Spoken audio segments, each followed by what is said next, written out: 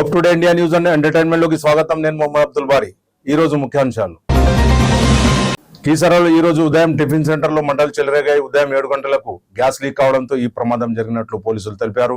మంటలు రావడంతో అక్కడున్న ప్రజలు బయటకు పరుగులు తీశారు. ఈ ఘటనలో ఎవరికీ గాయాలు కాలేదు.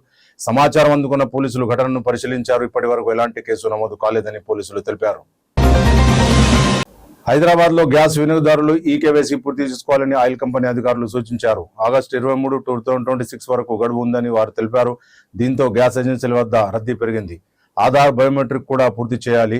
ఈకేవైసీని మొబైల్ ద్వారా ఇంటి నుంచే చేసుకోవచ్చునని, ఇందుకోసం ఆధార్, గ్యాస్ కంపెనీ యాప్ ఉపయోగించాలని లేదా గ్యాస్ ఏజెన్సీకి వెళ్లి పూర్తి చేసుకోవచ్చునని అధికారులు తెలిపారు.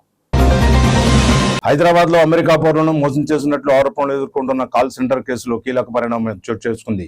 అమెరికా FBI అధికారులు హైదరాబాద్ లో ఈడీ అధికారులను కలిసి కేసులో విచారణను పంచుకున్నారు. అమెరికా అధికారులుగా నటించి బాధితుల నుంచి డబ్బులు తీసుకున్నట్లు ఆరోపణలు ఉన్నాయి. ఈ డబ్బు క్రిప్టో హవాలా మార్గాల్లో భారత్కు వచ్చినట్లు ఈడీ అనుమానిస్తోంది. కేసుపై దర్యాప్తు కొనసాగుతోంది. సిద్దిపేట జిల్లా దుబ్బాక మండలం అప్పన్నపల్లి గ్రామంలో విషాదం జరిగింది. బుధవారం రాత్రి ఓ కారు అదుపు తప్పి బావిలో పడింది. ఈ ప్రమాదంలో ఒకే కుటుంబానికి చెందిన దంపతులు 2 చిన్నారులు మృతి చెందారు. మృతులను రాజు, భాగ్య, నిషాన్, సాన్వికగా గుర్తించారు. సమాచారం అందుకున్న పోలీసులు కారును బయటకు తీశారు. మృతదేహాలను ఆసుపత్రికి తరలించారు. డ్రైవర్ నిద్రమత్తులో ఉండవచ్చునని పోలీసులు తెలిపారు. కేసు దర్యాప్తు కొనసాగుతోంది. సంగారెడ్డి జిల్లా జైరాబాద్ లో విషాద ఘటన జరిగింది. అల్లీపూర్ గ్రామంలో 500 రూపాయల విషయంలో తండ్రి కొడుకుల మధ్య గొడవ జరిగింది. ఈ గొడవలో 70 ఏళ్ల శంకర్ తీవ్రంగా గాయపడి మృతి చెందారు. కొడుకు తుకారం కత్తితో దాడి చేసినట్లు పోలీసులు తెలిపారు. సమాచారం అందుకున్న పోలీసులు అక్కడికి చేరుకుని మృతదేహాన్ని ఆసుపత్రికి తరలించారు. ఈ ఘటనపై కేసు నమోదు చేసి దర్యాప్తు చేస్తున్నారు. తెలంగాణ సీఎం రేవంత్ రెడ్డి గురువారం ఢిల్లీ నుంచి లండన్ వెళ్లారు. ఆయన 10 రోజుల పాటు UK, అమెరికాలో పర్యటించనున్నారు. ఆక్స్ఫర్డ్, కేంబ్రిడ్జ్ యూనివర్సిటీలను సందర్శించనున్నారు. లండన్ బిజినెస్ స్కూల్లో కూడా కార్యక్రమాల్లో పాల్గొంటారు. అమెరికాలో హార్వర్డ్, MITని సందర్శిస్తారు. న్యూయార్క్ లో జరిగే ఓ కార్యక్రమంలో పాల్గొంటారు. ఆగస్టు 30న హైదరాబాద్ కు తిరిగి వస్తారు. 11, 12 తరగతుల పొలిటికల్ సైన్స్ పుస్తకాల కోసం NCERTC కొత్త కమిటీ ఏర్పాటు చేసింది. ఈ కమిటీలో RSS, ABVPతో సంబంధాలు ఉన్నవారు ఉన్నారని NSUI ఆరోపించింది. దీనిపై NSUI ఆందోళన వ్యక్తం చేసింది. పుస్తకాల తయారీలో రాజకీయ ప్రభావం ఉండకూడదని వారు తెలిపారు. కమిటీలో స్వతంత్ర విద్యావేత్తలు, నిపుణులను చేర్చాలని కోరింది. పుస్తకాలను విడుదలకు ముందు నిపుణులతో పరిశీలించాలని వారు డిమాండ్ చేశారు. మణిపూర్లో పరిస్థితుల కారణంగా ప్రభుత్వం కీలక నిర్ణయం తీసుకుంది. ఆగస్టు 20 నుంచి 22 వరకు అన్ని స్కూళ్లు, కాలేజీలు, యూనివర్సిటీలు మూసివేయనున్నారు. రాష్ట్రంలో 45 గంటల బంద్ కొనసాగుతోంది. NRCని అప్డేట్ చేసిన తర్వాతే జనగణన చేయాలని ఆందోళనకారులు కోరుతున్నారు. పలు ప్రాంతాల్లో ర్యాలీలు, రోడ్డు నిరసనలు జరిగాయి. కొన్ని చోట్ల వాహనాలను కూడా అడ్డుకున్నారు. దీంతో జనగణన శిక్షణ కార్యక్రమం కూడా రద్దయింది.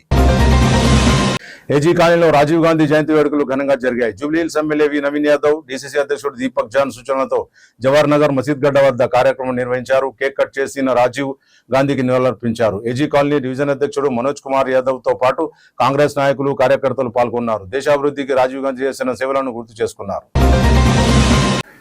విశాఖపట్నంలోని లిటిల్ గార్డెన్ స్కూల్లో 6 ఏళ్ల LKG విద్యార్థి ప్రణయ్ తేజ్ మృతి చెందిన ఘటనలో కలకలం రేపింది. రిపోర్టుల ప్రకారం హోంవర్క్ చేయలేదని టీచర్ కొట్టిన తర్వాత బాలుడు భయపడి ఏడుస్తూ దగ్గుతూ కింద పడిపోయాడు. ఆసుపత్రికి తీసుకెళ్లగా మృతి చెందినట్లు వైద్యులు తెలిపారు. ప్రాథమికంగా గుండెపోటుగా భావిస్తున్నారు. CCTV చూసిన కుటుంబ సభ్యులు స్కూల్ ముందు నిరసన చేపట్టి ఘటనపై పూర్తి విచారణ చేపట్టాలని పోలీసులను కోరారు.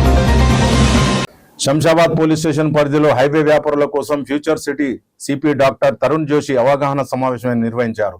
ఈ కార్యక్రమంలో సుమారు 500 మంది పాల్గొన్నారు. హైవే దాబాలు, రెస్టారెంట్లు, పెట్రోల్ బంకుల్లో CC కెమెరాలు ఏర్పాటు చేయాలని CP సూచించారు. అనుమానాస్పద వ్యక్తులు, వాహనాల గురించి వెంటనే పోలీసులకు సమాచారం ఇవ్వాలని ఆయన కోరారు.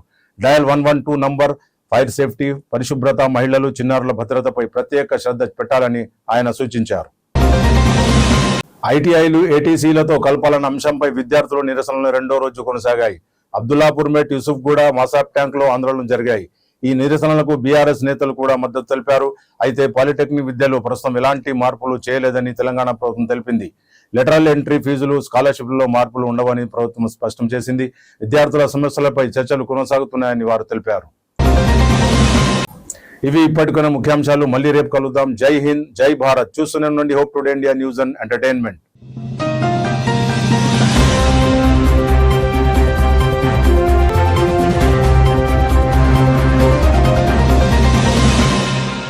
आपकी खुशियों का हसीन आगाज एक शानदार मुकाम के साथ आइए पैलेस कन्वेंशन, जहां आपकी हर खुशी, हर तकरीब और हर याद बने खास और यादगार। अपनी जिंदगी के खूबसूरत लम्हात को एक ऐसे पुरवकार मुकाम पर मनाएं जहां खूबसूरती, आराम और बेहतरीन सहूलियात एक साथ मौजूद हो।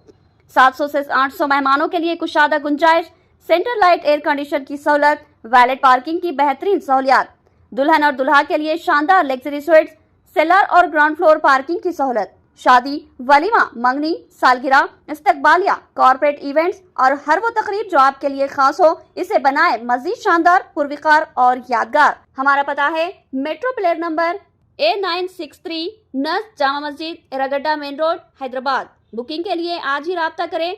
फोन 9700092906 या 7331111091 या 6301616105।